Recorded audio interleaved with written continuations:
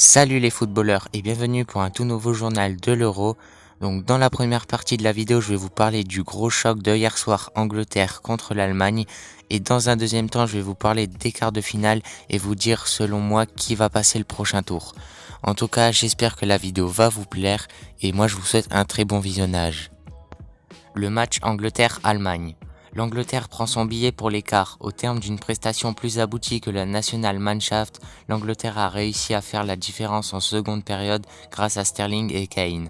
À 1-0, Müller a raté un face-à-face qui aurait tout changé. Les Anglais affronteront en quart de finale l'Ukraine. Sterling, encore lui.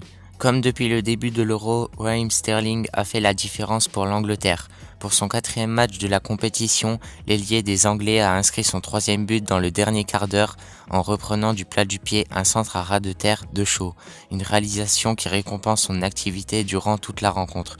Le joueur de Manchester City avait allumé la mèche dans ce huitième de finale avec une frappe enroulée parfaite et une belle percée amenant à un sauvetage d'Hummels devant Kane juste avant la pause.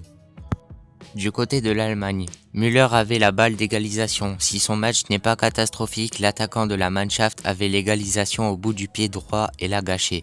À peine 5 minutes après l'ouverture du score de Raheem Sterling, Thomas Müller a été parfaitement lancé par Kai Havertz dans le dos de la défense et s'est présenté face à Jordan Pickford. Après une légère attente pour parfaitement armer sa frappe du droit, le joueur du Bayern a un peu trop croisé son tir et a manqué le cadre. Impardonnable à ce niveau-là, on peut supposer que Müller aura beaucoup de regrets ce soir et dans les prochains jours. Werner trop timide. Pour sa première titularisation dans cet Euro, Timo Werner n'a pas été capable de faire la différence. Pourtant, la Mannschaft en avait bien besoin. Sorti peu avant le dernier quart d'heure, l'attaquant de Chelsea a perdu 9 de ses 21 ballons touchés durant la rencontre. Mais surtout, le natif de Stuttgart a eu la plus grosse occasion allemande en première période. Servi plein axe par Havertz, Werner n'est pas parvenu à gagner son face-à-face contre Pickford, bien sorti dans ses pieds à la 32e minute du match. Donc maintenant, je vais vous parler des quarts de finale et vous dire qui, selon moi, va passer le prochain tour. Le match Belgique-Italie se déroulera le 2 juillet à Munich en Allemagne au stade de l'Allianz Arena à 21h. Malgré l'incertitude concernant l'état physique de Kevin De Bruyne et Eden Hazard sortis blessés contre le Portugal dimanche, l'Italie prépare le match de vendredi contre les Diables Rouges comme si les deux stars belges étaient là et au meilleur de leur forme. La Belgique a aussi quelques problèmes défensifs. Un autre joueur belge anime les discussions en Italie actuellement. Romelu Lukaku, désigné meilleur joueur de la Serie A au terme du championnat remporté avec l'Inter. Il possède une force physique dévastatrice, il est rapide et il a énormément progressé. Durant cet Euro-là, il a marqué 3 buts en 3 matchs et je pense que la Belgique est devant l'Italie car la Belgique a une meilleure équipe.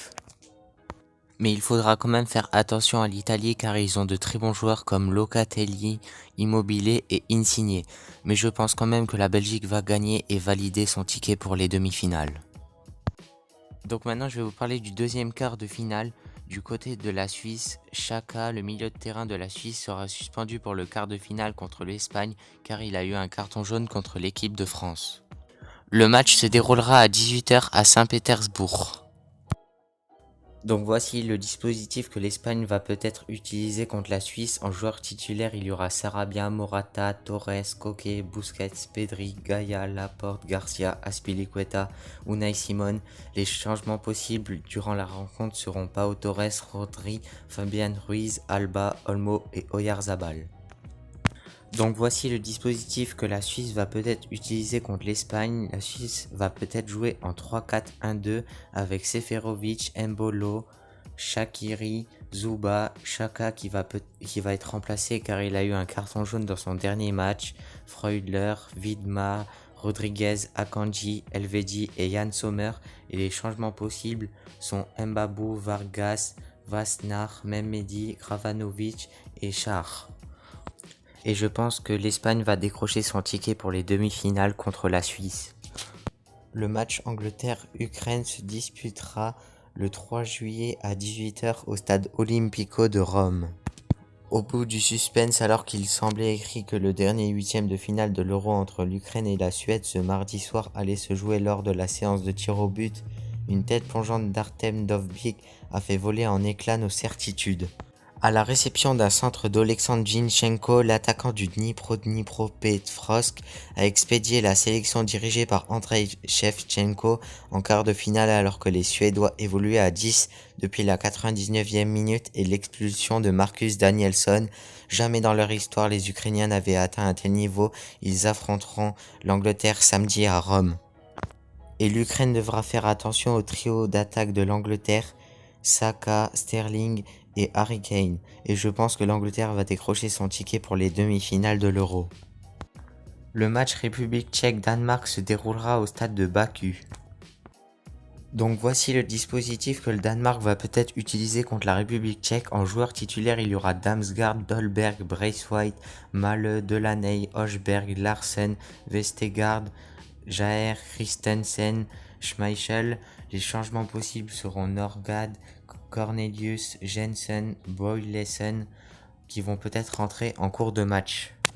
Donc voici le dispositif que la République tchèque va peut-être utiliser contre le Danemark. En joueur titulaire, il y aura Schick, Sevcik, Barak, Soucek, Masopust, Oles, Kadarabek, Kalas, Zelutska, Koufal, Vaklik.